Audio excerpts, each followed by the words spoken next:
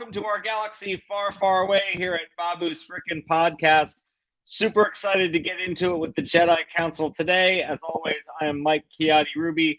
Joining me, as always, Grand Moff Mark Valentine, who's giving us his best Thor Love and Thunder. He's gone from dad bod to god bod. Welcome to the gun show, gentlemen. The blasters are normally holstered, but tonight all things are on the table for our Star Wars conspiracy theories. Keeping everything in line. Close the blast doors. I just thought you were impersonating Han Solo just with the vest. Yeah, there you go. Let's go with that. Let's go with that. It's a choice. Bold move, Cotton. Let's see if it pays off for him. Rounding out the Jedi Council, Brian Joe Yaozali, who is maybe not dressing like Thor, but is going to be leading a lively discussion about Thor Love and Thunder. Brian, plug the podcast. Tell us where people can hear a deep dive into all things Screaming Goat. Yeah, so if you are checking us out live currently, we will be live on the Nerd Life Network tonight at 7:30, talking all things Thor Love and Thunder as well.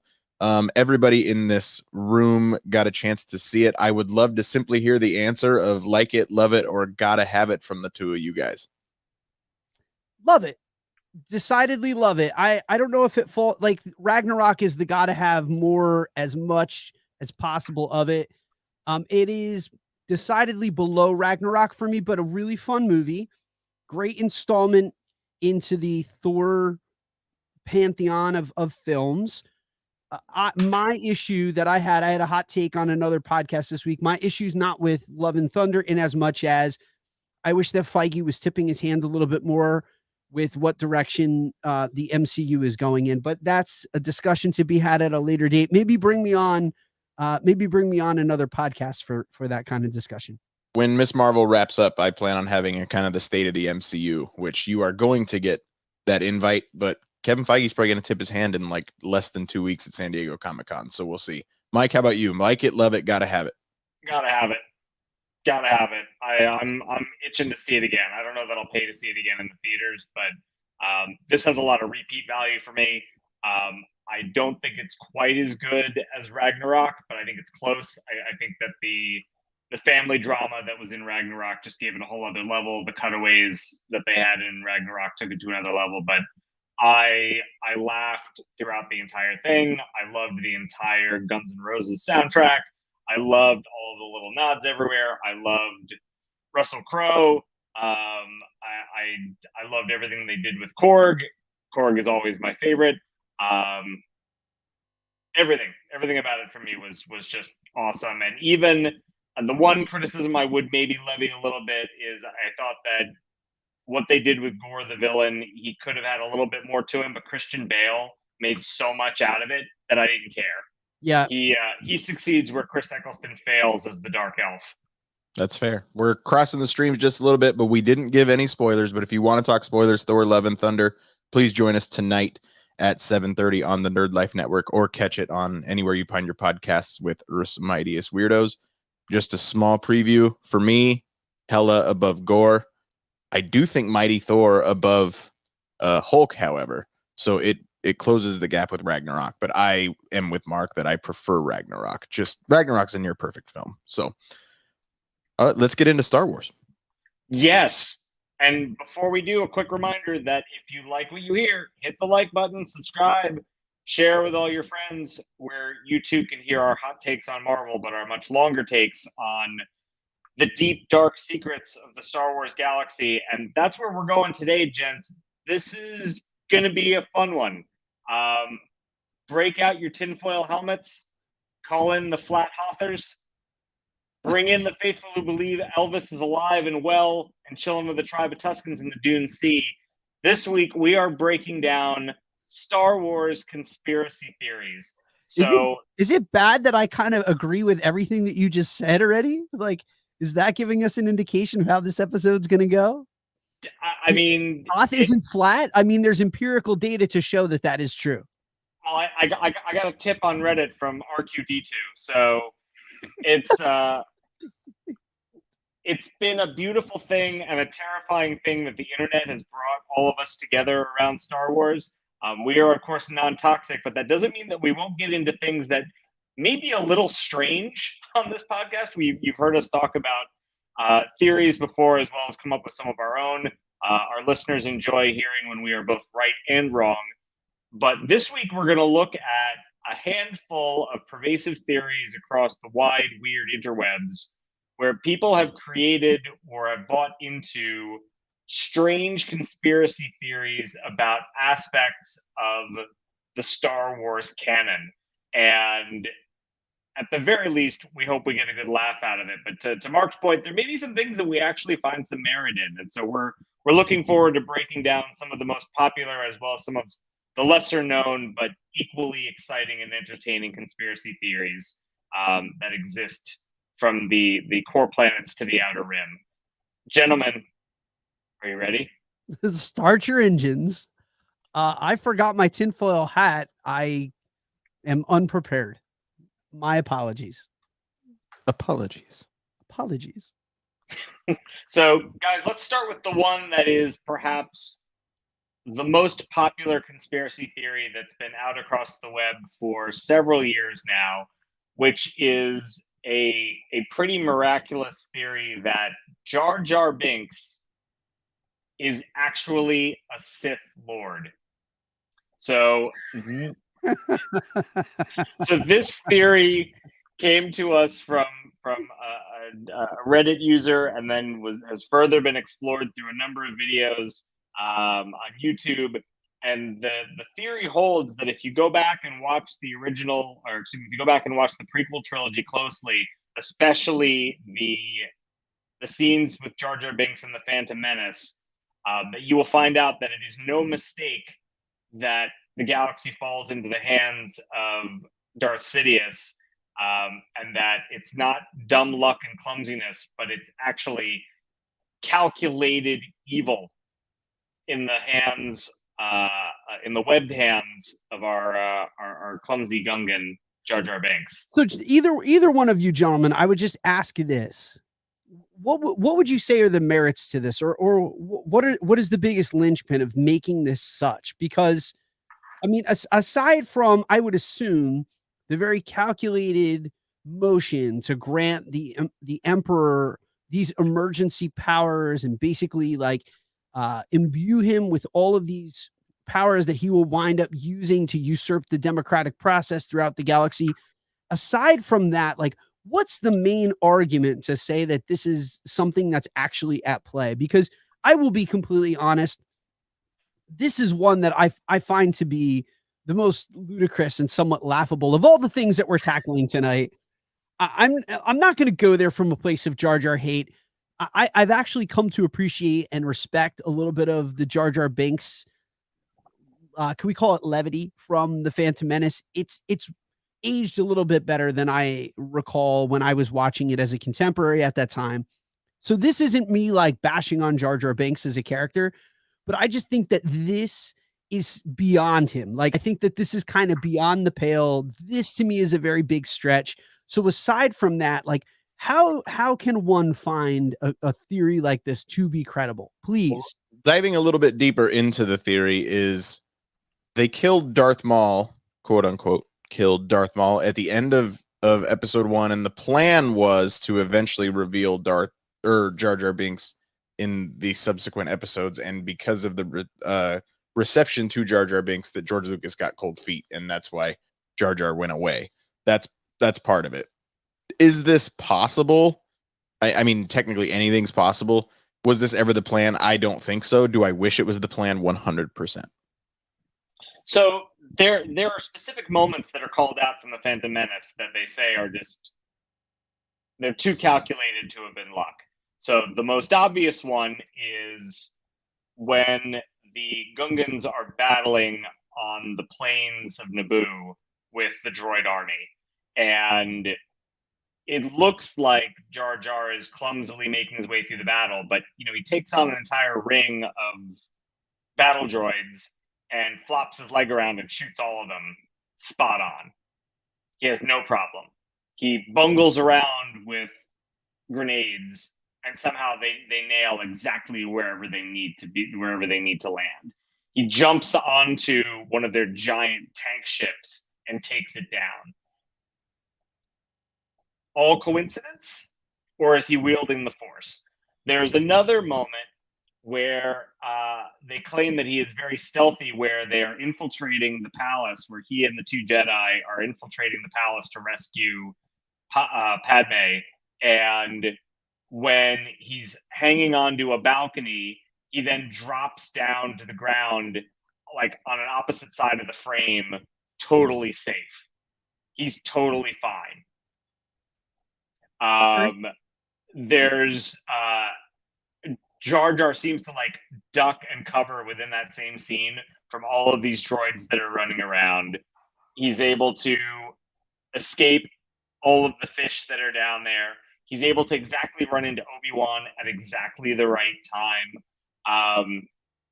There are more instances than I can name here, but they kind of equate him in some of these posts to being like a drunken master, kind of like Jackie Chan's the drunken kung fu style, that he throws you off by making it seem like he's totally inept, but when in fact he's luring you in with his cunning. Okay, I mean, all very decent arguments. I mean, so you could say that his knowledge of the geography of Naboo is what gets them through the planet core. I mean, it's not unreasonable to think that like they wouldn't be able to know their way, or we've done this numerous times, that they don't have some kind of sonar, or maybe the Gungans are attuned to like that area of the world where they can navigate and use some kind of like sonar to bounce off the walls of the caverns. And there could be a lot of things here at play besides the Force. I do really like that argument of there's just a lot of chance grenades / laser blasts that are strategically going into the droid army in the Battle of Naboo. That's really good. That's quality stuff. He mind tricks people. So there are a number of scenes where he's talking to a Bombad general, where he's talking to senators. He moves his hands, even when he says, "I accept no, this with he uses his hands. humility and blah blah blah." He's always moving his hands around. He's manipulating people with the Force. And oh, by the way, he's from Naboo. And who else is from Naboo? Senator Palpatine, aka the Emperor, aka Darth Sidious. You think it's just purely coincidence? Conspiracy, gentlemen, from the top side and from under the oceans, Naboo is out to take over the galaxy. Also, when addressing this on Twitter, Ahmed Best himself said it feels really good when the hidden meaning behind the work is seen, no matter how long it takes to be seen.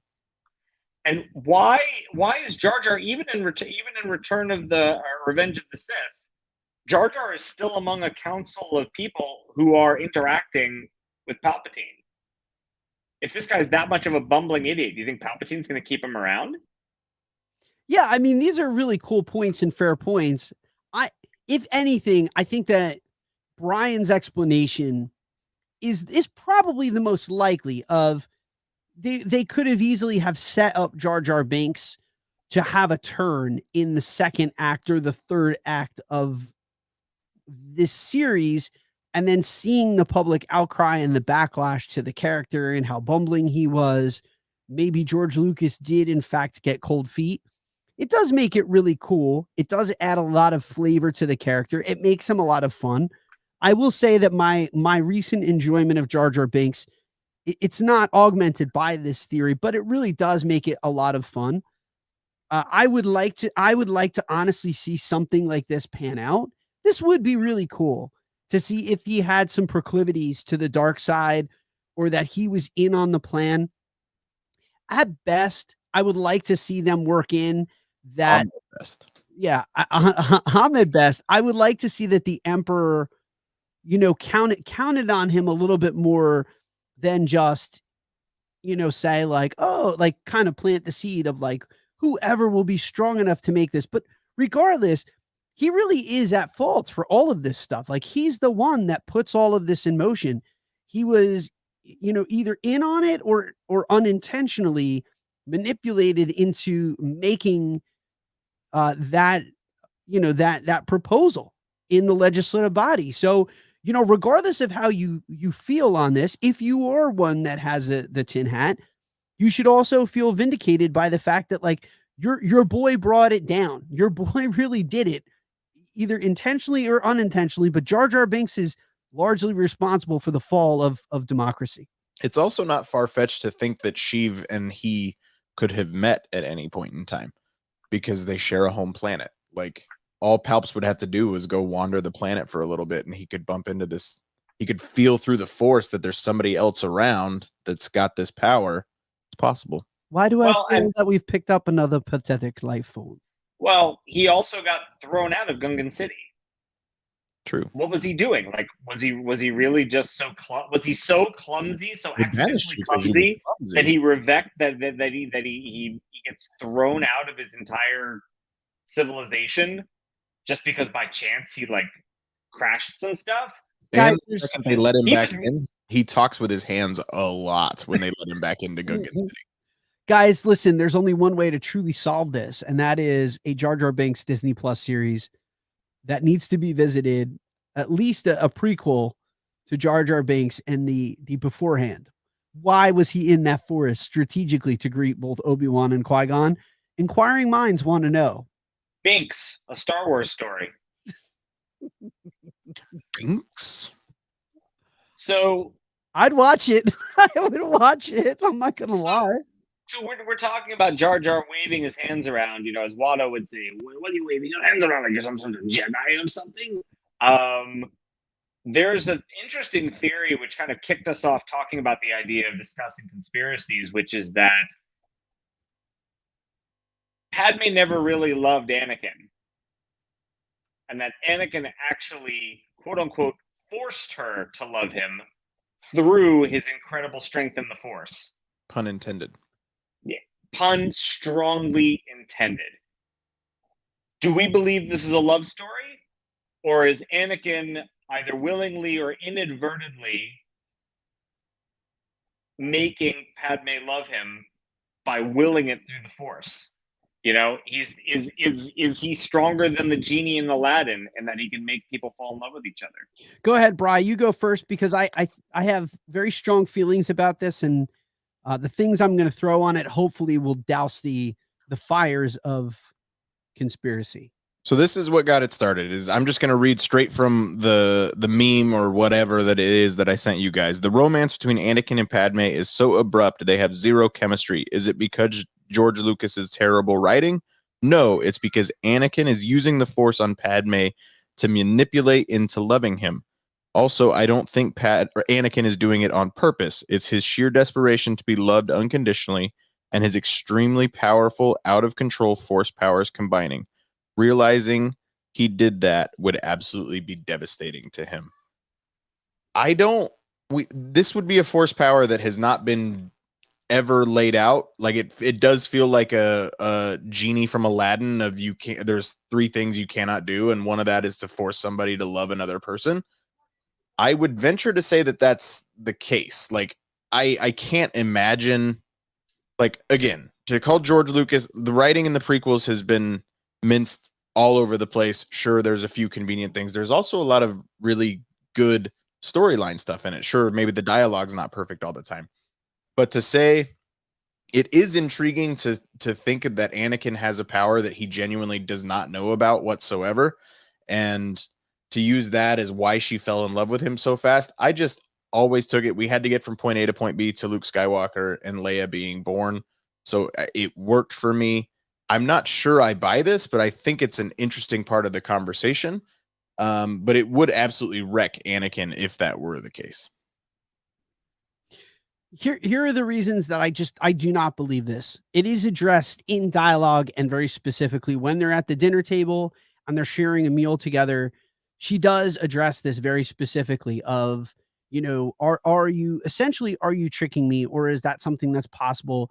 And he snickers at it, but he does confirm, like, she is very strong-minded and she's very strong-willed.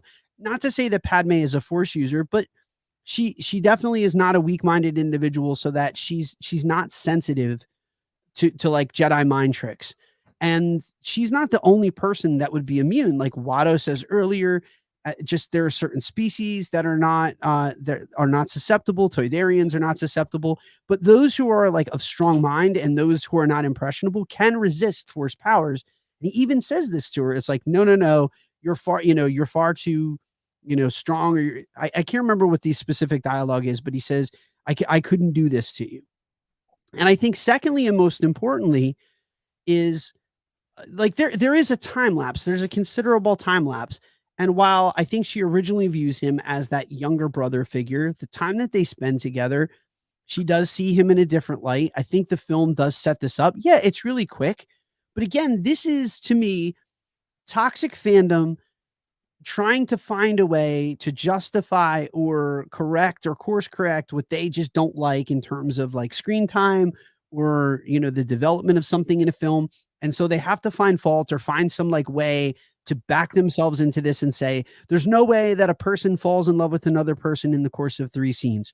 We only get 3 scenes. Maybe it doesn't work for you artistically, but the intent of the story is that the two of them, when spending time on Naboo, fall in love with each other. To that end, she's so in love with him that unexpectedly his fall to the dark side and their decoupling costs her life. Like she loses the will to live because the two of them are together and her love is not enough to save him.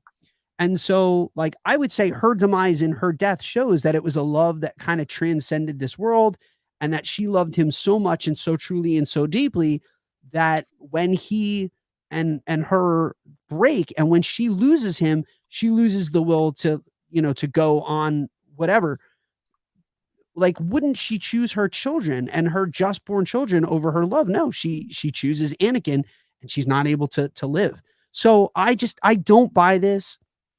I think it's cool when people, have these thoughts. And this is what's fun about Star Wars is you can do deep dives and you can come up with different ideas. But this one to me is like pure bunk, guys. I can't get on board with this one. I don't like it. I just don't like it from a developmental standpoint. I'm not a fan of Anakin. Mike and I talk about this all the time. He's irredeemable. He's irredeemable for me as a character because of what he does as Darth Vader. But I don't think that that's something that he would have in his arsenal. Not at this time in his life. Sorry. And there's your hot take. I'm not a fan of Anakin, dude. Not a fan. Not a fan. Yes, Goat. I said it. Before we move on, Mike, I want to hear your thoughts, but I also have another conspiracy theory that I would like to add to. Sure. I mean, I don't buy it. Because I don't think George Lucas is that evil. I think like if I step out of the Star Wars universe, I don't think that George Lucas would intentionally write his character to be so manipulative. It's really gross. Not what if it's unknowingly manipulative? Even still, it's too gross, and it also doesn't make his fall mean as much. Like if he's really kind of concocted this whole thing, it doesn't mean as much as him actively making the choice to abandon the light and actively making the choice to just pursue this power, which is what I thought made everything so powerful and what I loved so much about the Obi-Wan Vader scene in the last episode of Obi-Wan Kenobi, where he says, you didn't kill Anakin Skywalker, I did. He owns it. And I think there's just something fundamentally much more interesting about him owning how awful he is, and not that it's something that's by, even if he's unwillingly doing it, that it's by chance. I would like to introduce another conspiracy theory around Padme and Taika Waititi, gentlemen. Yes. Are you subscribing to the conspiracy theory that Taika Waititi legitimately forgot that Natalie Portman was in 3 Star Wars films when he was potentially offering her a role in his Star Wars film, or is there something larger at play here? Is it possible that Taika just didn't remember that? Yes, but I think he's also brilliant enough that we might have gotten a verbal gaffe. We really might have gotten a verbal gaffe where he just was in a very unscripted moment giving us a hint as to what time period he's going to be dabbling in. And if that's true, like I'm here for it, man. I freaked I out. never even considered that. Like I freaked out, dude. I freaked out. I mean, she's been so disconnected from all of her past properties, though. I mean, most people say, "Wait a minute, she was in Thor." Like, this is all coming full circle now with Thor: Love and Thunder. But when they announced Thor: Love and Thunder, my wife, who watches Marvel movies sometimes but is not like deeply in it, she said, "Wait a minute, why is Natalie Portman in this?" I'm like, well, because she was in 2 Thor movies. I think in general, she is. It's not that she's disowned her Star Wars past. She acknowledges it and she says it was good for certain things, but like she doesn't go to Star Wars fan events. She doesn't Natalie? comment on those movies. Yeah. She is 20 years out from those, and she has said, you know what? I'm not in a. She's not attaching herself to franchises. She's winning Oscars and she's raising a family and she's plugged into her own stuff.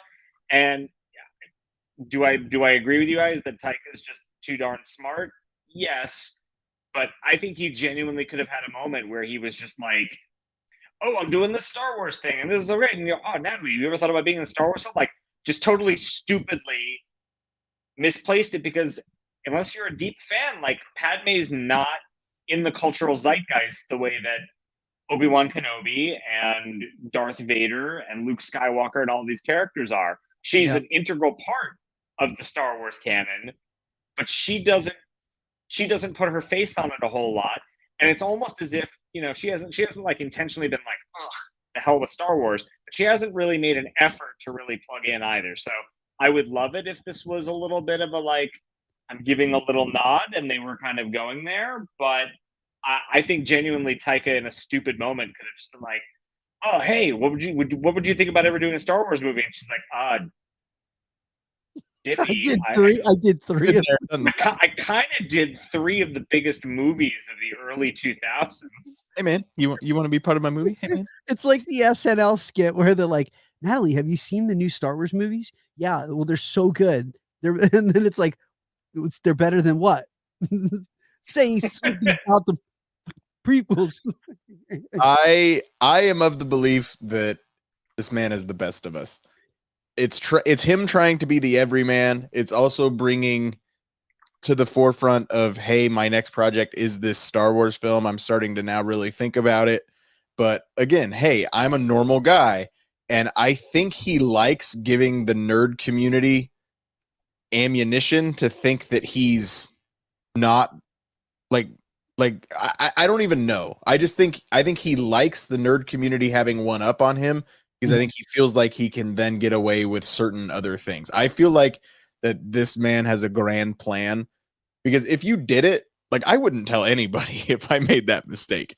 So I don't know. Like, I'm trying to put my tinfoil hat on what Taika gains from this, because I feel like Taika gains something from everything he does. We're talking about it. That's what he gains. I mean, he was completely underutilized in Lightyear with the guy with the pen, but that is what it is. But anyway, here's what he gains, Brian.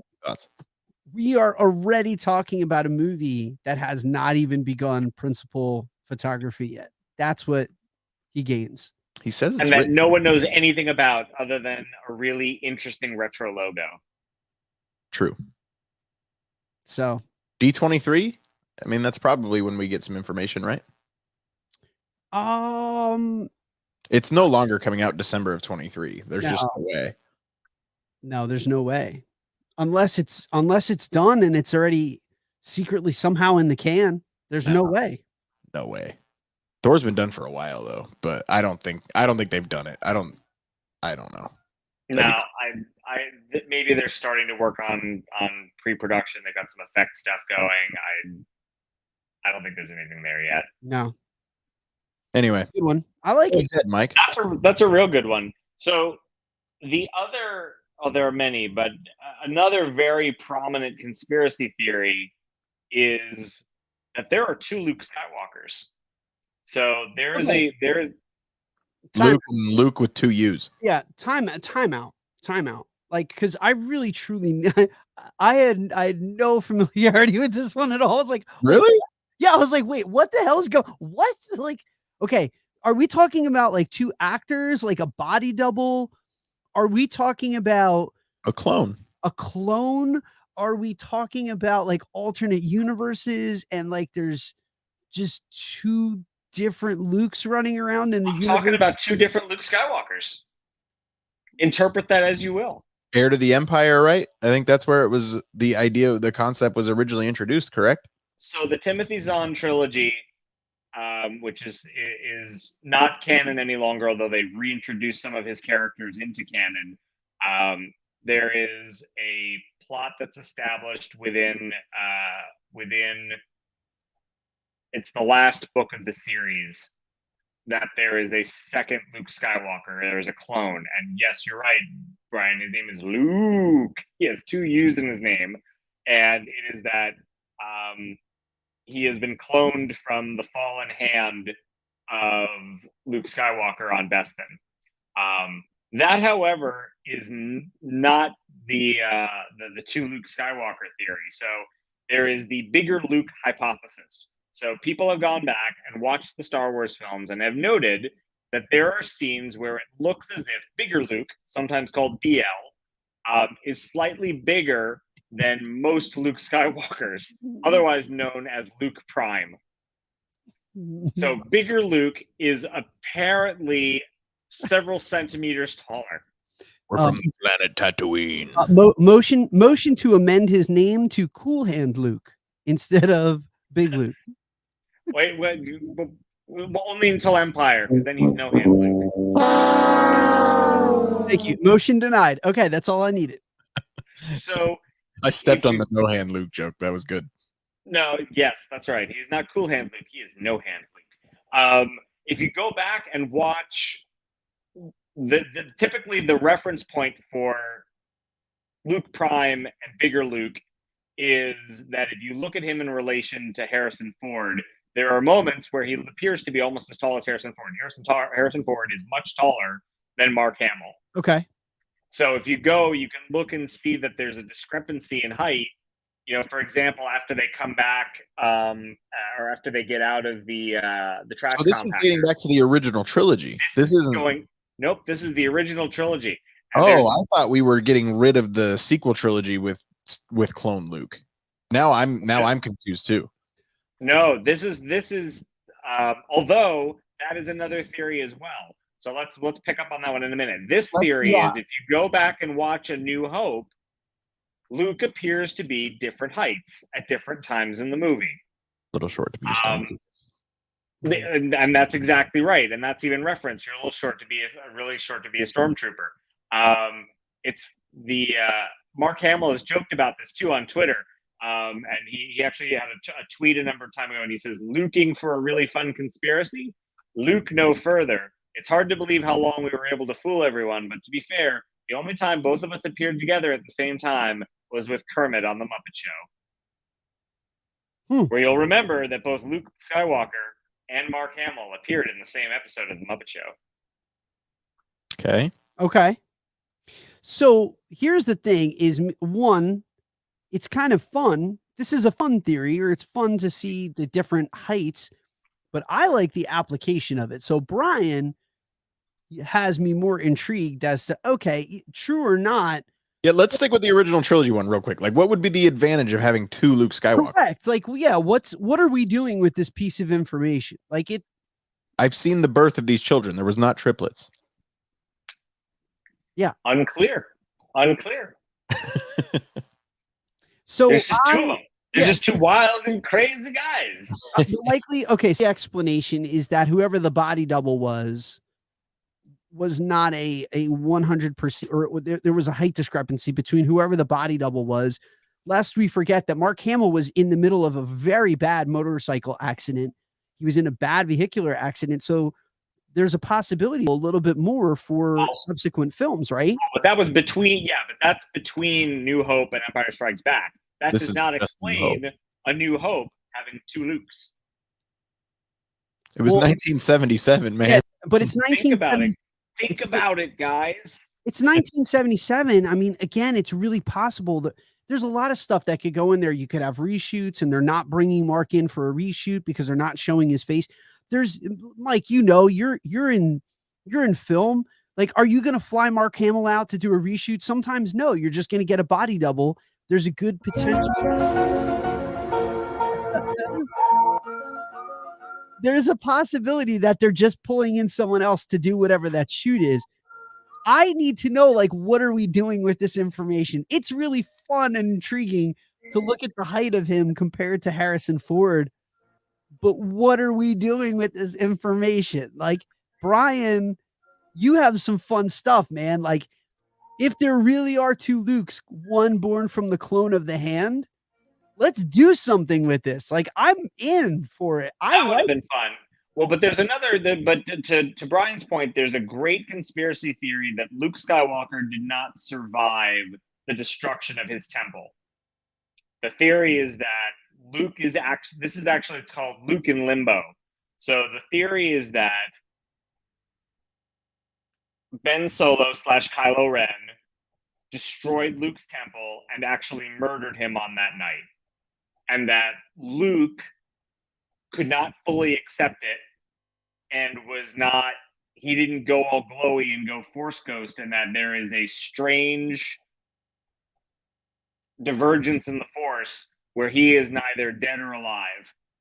And it is that form of him that actually goes Ahch-To and is the one that's hiding out there. And it's pointed out that he doesn't leave Ahch-To to fight against Kylo Ren. He sends his Force projection.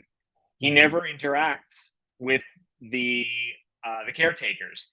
He doesn't actually talk with Chewie. So I kind of felt like that got a little disproven because Chewie busts down the door and Luke screams, what are you doing?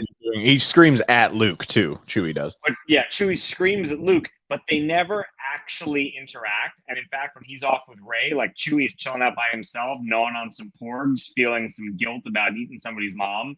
But like, there is no interaction of Luke with anyone else other than, I guess, R2. Mm-hmm.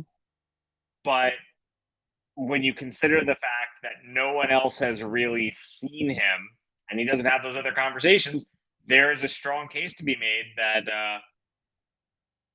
Luke Luke died at the hands of Kylo Ren and wasn't really around. Your take, gentlemen?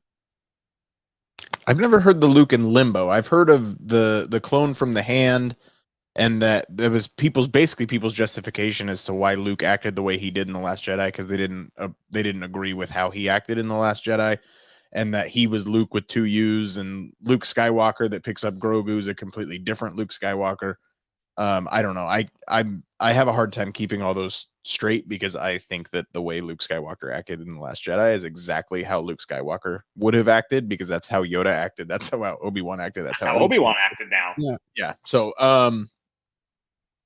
Luke in Limbo. That's interesting. Kylo Ren, if that were true, Kylo Ren would be far more surprised to see Luke in The Last Jedi than he is. Is that too basic? Does that make sense? Because he doesn't know fair point, but if he left him for dead, if he left him for dead in the rubble, he just kind of like an Anakin Darth Vader situation. Yep. I would really like if there was a lot used with the cloning of the hands. To me, that would be really fun. I think it would add a really fun wrinkle to the Star Wars universe. But sidebar and side topic, that's why I think the extended universe and all of those books and what's now legend, I think they really need to continually mine that stuff for content, because I think if they did, I think they would create a much better tapestry of films and content moving forward. And we've seen Filoni and Favreau, albeit on a slightly less, scale, tapping somewhat into the legend stuff. I think they need to just dive in a little bit more because I think that would be really fun. So Even if it's just side stories or like tales from the Star Wars universe and it's not canonical, it would be fun to have like a what if. And we've done that here. you feel like you feel like Rey in my favorite Star Wars meme of all time, where she hands Luke the lightsaber and Luke looks at her and goes, There was a hand. "That's great, but did you bring a hand? There was a Yeah. hand. There was a hand with that." So I like that theory, man. I like that one. I hope it's true. We have a listener out there, I'm sure, that knows Legends material much better than any of the three of us that's just screaming at their radio saying you have Luke with two U's all wrong. And it's pronounced Luke or I don't even know. But I need where Mara Jade fits into our actual timeline now because eventually she's gonna come. But she marries Luke with one U, our Luke Skywalker. And that's where Ben Skywalker comes in, all that kind of stuff. But do I believe so let's go back to square one. Bigger Luke Skywalker is a simple cinematography mistake, and there's a body double. It's 1977. George Lucas didn't know what he had in 1977. He didn't pay that much attention to the size of his body double. Moving on to clone Last Jedi getting rid of, let's go with the ultimate conspiracy theory. They are not getting rid of the sequel trilogy. Favreau and Filoni are not changing the timeline where the sequel trilogy happens in an alternate universe. That is not happening. You can't convince me of it. Well, they won't do that. To do so admits defeat, and they will not do that. Egos would never allow that to happen, ever, ever. Dude, they've built entire. No way. They're not doing it. No, they're not doing it. But like, eventually, an ego could eventually let it happen. They have built entire. It exists. It exists, and it'll exist forever. And it's got one of my favorite characters in the Star Wars saga, and that is Rey Skywalker, Palpatine, whatever you want to call it. Yeah, it's never going to be undone, ever. I agree. No, they're not doing that. Is there a second version of Luke out there somewhere? That'd be fun. Yes. But ultimately, I do think Luke in The Last Jedi and Luke that picked up Grogu 25 years later in The Last Jedi, that is the same character. There is not a clone in play. It is not Luke. Luke. I am Luke. So speaking of Luke, it's very like ET-esque. Well, good transition. What a segue, Mark. What a segue. So you like that? I love that. That was slick. That gets a goat scream. So there is a fantastic conspiracy theory that E.T. is a Jedi. I gotta try something here.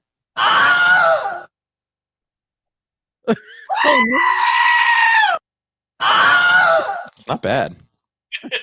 they almost are in a chord structure. You may have discovered something, kind of like how we discovered the. It's a major third. I need to put you had the sonic. What was it? It was the sonic blast that you dropped last week with the Wilhelm scream. Yeah, there it was.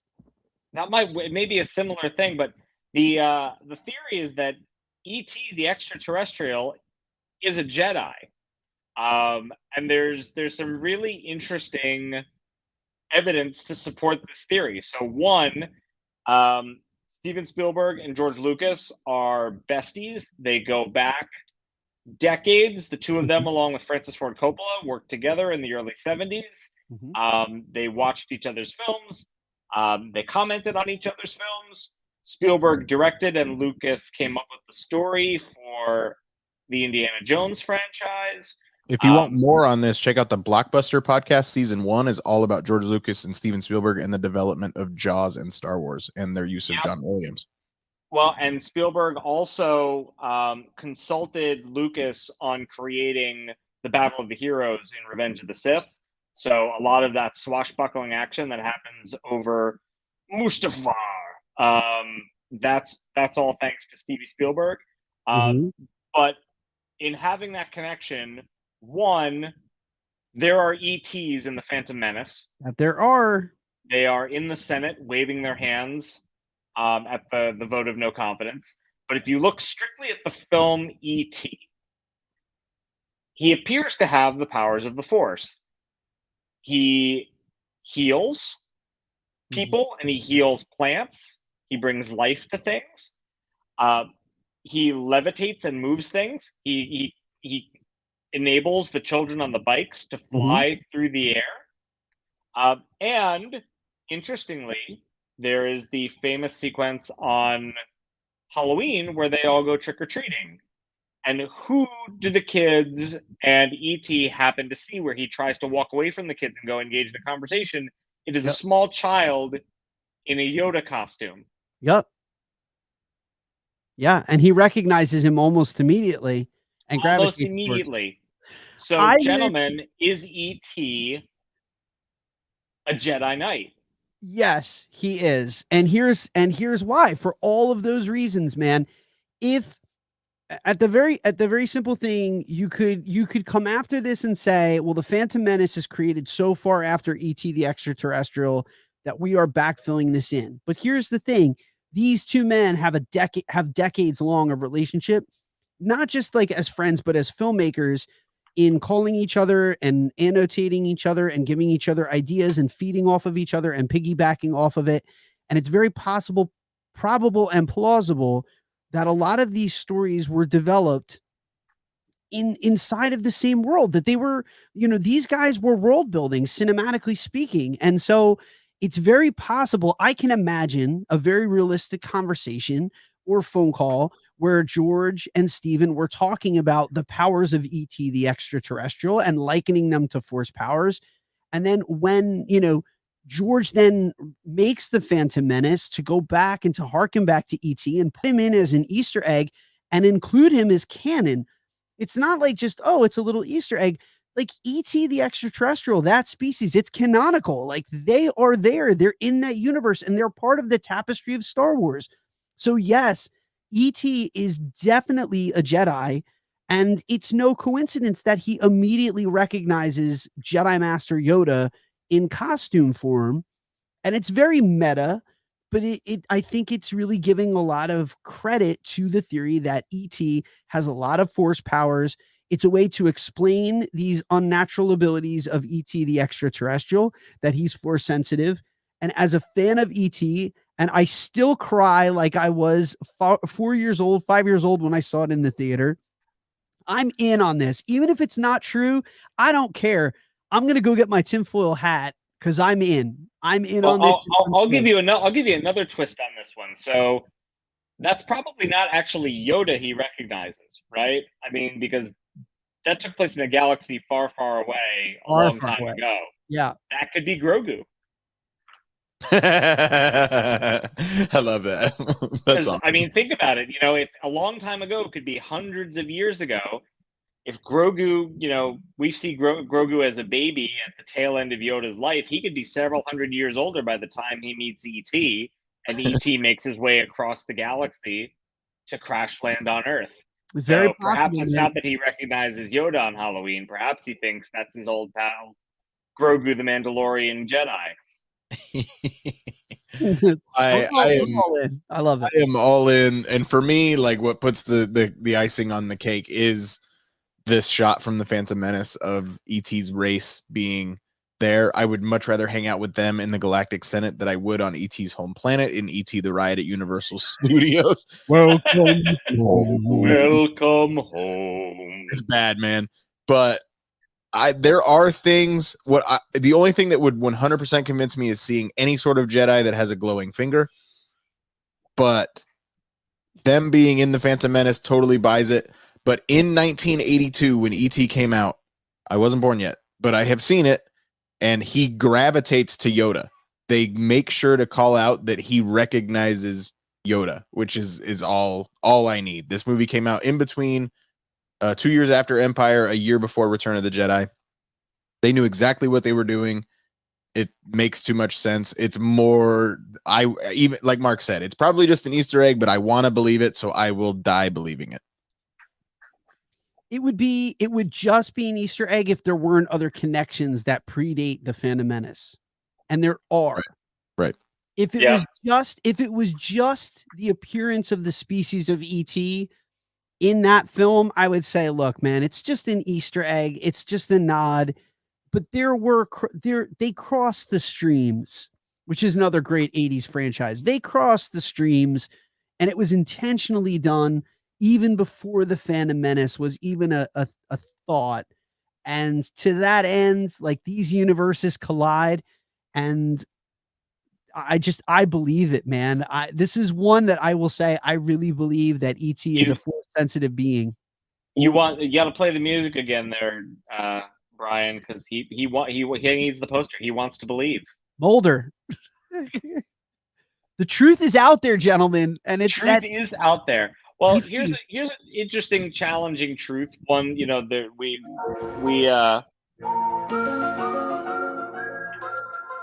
we challenged the truth with the Obi-Wan Kenobi series, which established that there was a relationship between Obi-Wan and Leia. So there is an interesting conspiracy theory afloat. One of two from Return of the Jedi that I want to broach with you gentlemen before we call it an episode. And that is that Luke Skywalker doesn't defeat Darth Vader. It's actually Leia that causes the downfall of Darth Vader. So the theory here is that Vader had no idea that he had twins.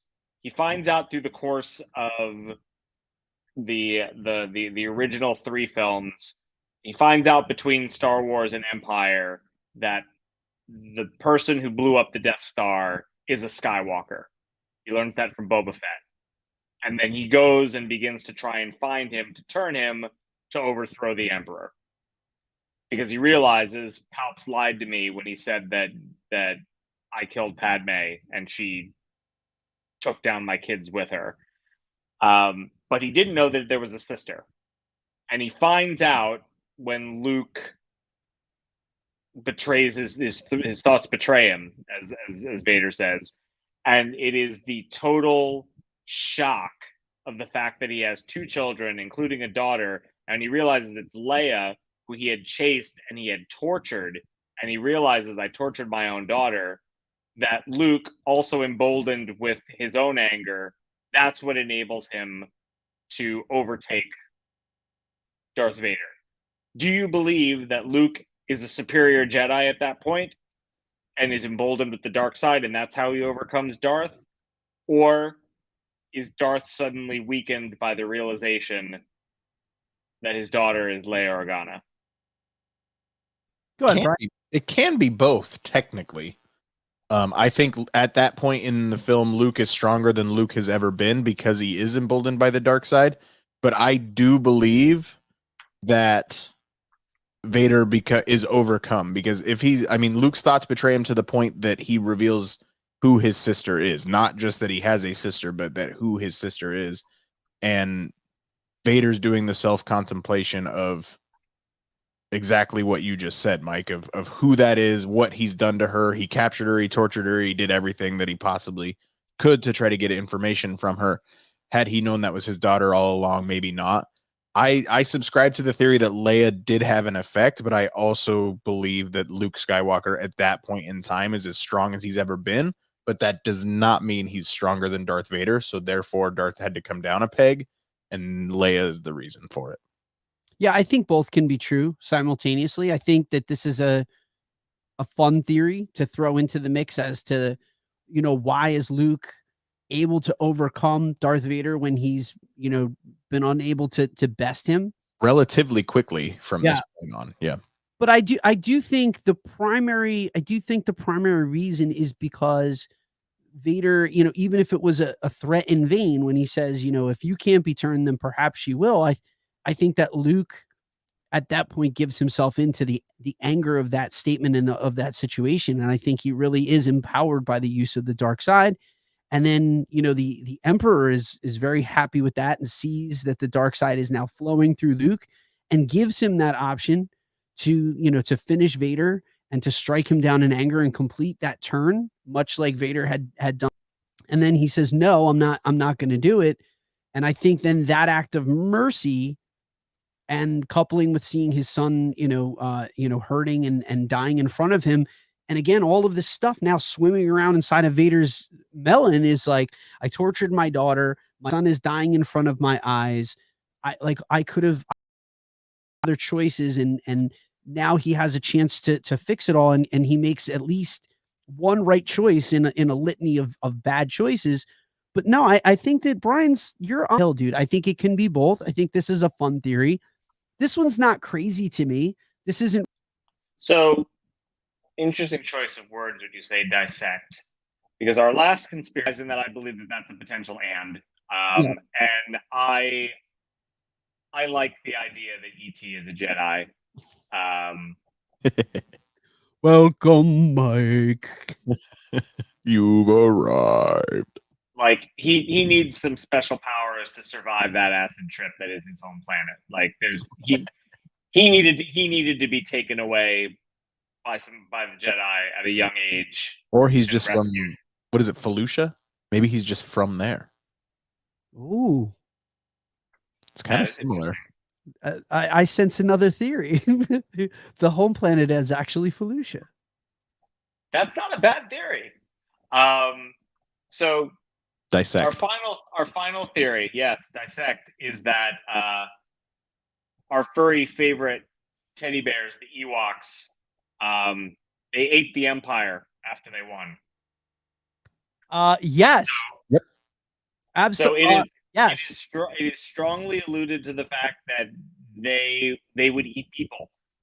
They had every intention of roasting Luke, Han, and Chewie before 3PO's display of magic. Bro, Exhibit A, they're bongoing on And they're playing the bongos on the stormtroopers' helmets at the end. there were Which, heads. on the one hand, you could say, "Oh, isn't that cute? They made instruments out of what the evil people were playing." But like, why would they specifically have the helmets, right?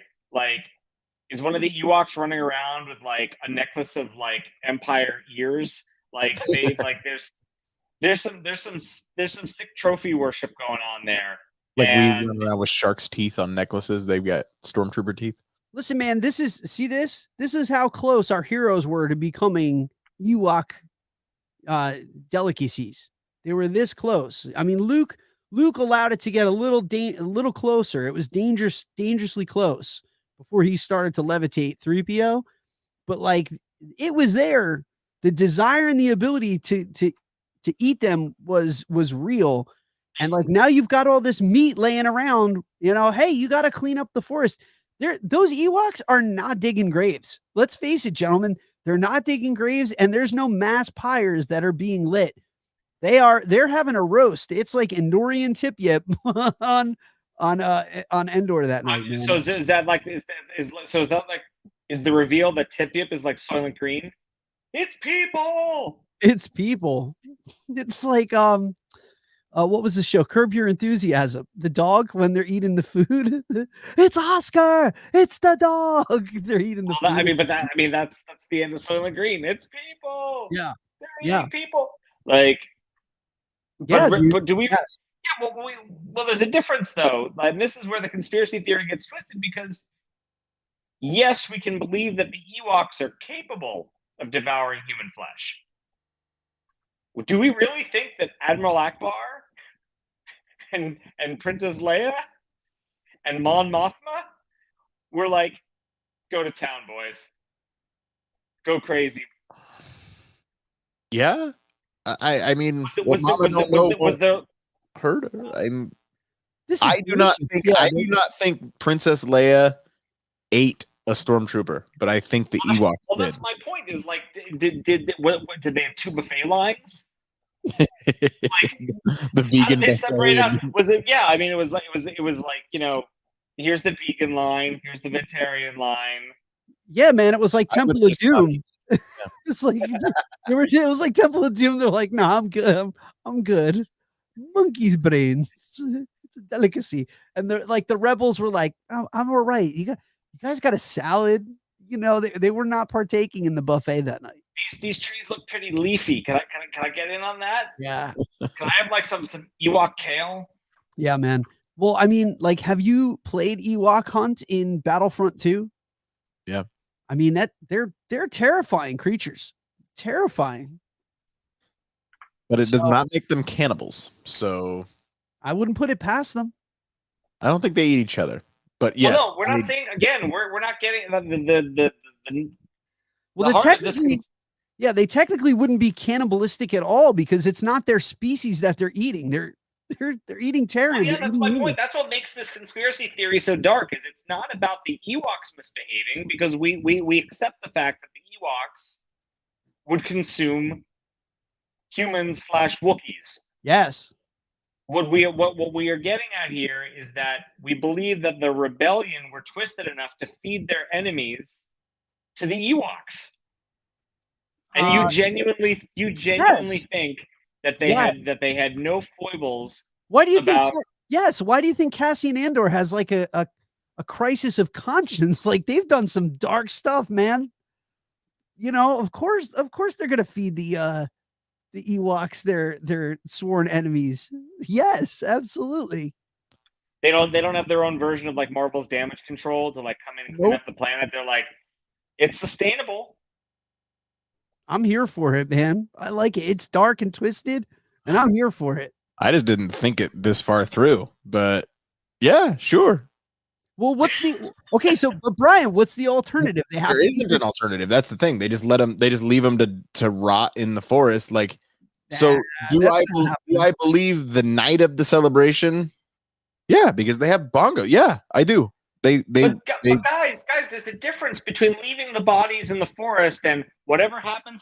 If I didn't see it, it didn't happen. There's a difference between that and lining up next to a bunch of fur balls devouring the guy you saw in the forest 10 hours earlier. No, I just don't think, like you said, they're all wearing helmets. They don't really count. I shot him in the leg this morning. Yeah. I didn't realize someone was going to eat that leg tonight for dinner. Yeah, like, no, man, I think very much like you said, like there's two lines at the buffet that the rebels are probably looking at what they're offering and they're like, no, we're good. Like we've got our own food. We're okay. They've got like those little kits with the sausages that they were eating over on Dagobah.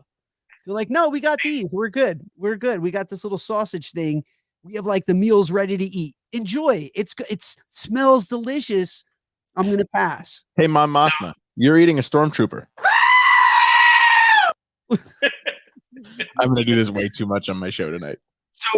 So basically what we're saying is it's the biggest party of the century and the rebels are eating their MREs while the Ewoks are eating their enemies. Probably. What else do they have at that point? I mean, you know, what else do they have? They really haven't gotten a supply. Come on, Mark, just say it. Just say that Luke Skywalker's a cannibal. You want to do it.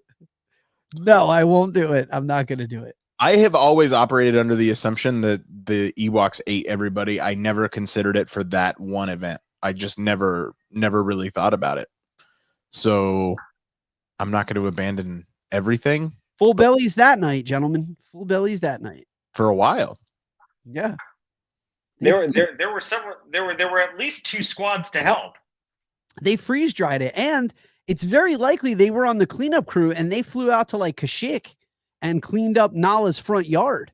Nala's like gets on the horn, calls up some of her Ewok friends on the teleprompter. I was waiting for the holiday special callback where, you know, because you said, look, we can't just leave the mess out there. And it reminded me of, you know, the fallen stormtrooper that Lumpy had to go clean up after dinner. Yeah. Multiple bodies out in the front yard from the holiday special. They had the Ewok cleanup crew come in and they took care of business. See, I mean, this is actually, I think we've actually reached a really important part of our podcast journey, gentlemen, because I think we have single-handedly redeemed the Ewoks. So all of those people who complain, I don't like Return of the Jedi, those Ewoks, they're too fluffy, they're cute, how could they bring down the Empire? Like, no. Like, we've clearly established now that they are vicious, evil, fluffy nightmares. Yeah, don't lump me in with those people because I always thought that it was very much within their ability level to take down the Empire. I've always loved the Ewoks. I'm just saying, like, it's time for the toxic fandom to get on board with the fact that, like, this is legit. There's an Ewok line of demarcation that has been discussed on How I Met Your Mother, and that line of demarcation is May 25th of 1973. If you were born before or after that date is whether you have an appreciation for the Ewoks. If you were born after that date, it's because they remind you of your teddy bear and you think they're cute. If you were born before that date, it's because you're just too cool for school. I would agree with that line. Yeah. It's like Jeffrey Moore's technology model of innovation and crossing the chasm. The chasm is May 25th, 1973. That is wholly accurate. Empirically, I agree with that data. Yes, I am an Ewok. I am an Ewok fan. And empirically, the Ewok stomachs agree as well. On our next episode, we have a Chief Chirpa appreciation podcast. 50 minutes of discussing Chief Chirpa and his cultural significance and how he was so important to the Star Wars universe. Stay tuned. We are now members of the tribe. Yub nub. Yub nub, y'all. So, gentlemen, any final thoughts on conspiracy theories in our galaxy far, far away? I love them, and I want more of them because they are so fun to do this on. And if our listeners have any that they would like to have us debunk or even discuss in an off-color segment, I would love for some kind of segment to continue in perpetuity where we discuss or debunk any of these myths if they come up ad hoc. Would be so fun. We also already have discussed that Chewbacca was an absentee father. So listen to our holiday special episode. Sorry. Yes, go back. No. It's important that you call out Chewbacca was a bad dad. It's a bad dad, dude. Bad dad. He missed at least 1 century of his Wookiee son's life. And he had to can't turn make that to century up. virtual I'm reality. sorry, like the fire had gone out with Nala, and it was a better homestead with Chewbacca away. Well, look, we're going to have to continue to visit these conspiracy theories, and that doesn't mean that we will debunk them either. To your point, Mark, I think we embraced several of these conspiracy theories today. And to tie it back to what you said earlier about that favorite 80s franchise, we're going to put it out there like the Ghostbusters. We want to believe you. So if you have a conspiracy, let us. Oh, I've broken the voice with that one. So if you have a conspiracy, let us know. Shoot us a message. Find us on the socials. Like and subscribe to the podcast. Share it with your friends. Have them share their conspiracy theories back. If not every podcast that you listen to where you can hear about teddy bears eating your worst enemies. So, gentlemen, I'll see you again in 2 weeks. For those of you who've tuned in, we will see you again in 2 weeks. And thank you as always. And may the Force be with you. Always.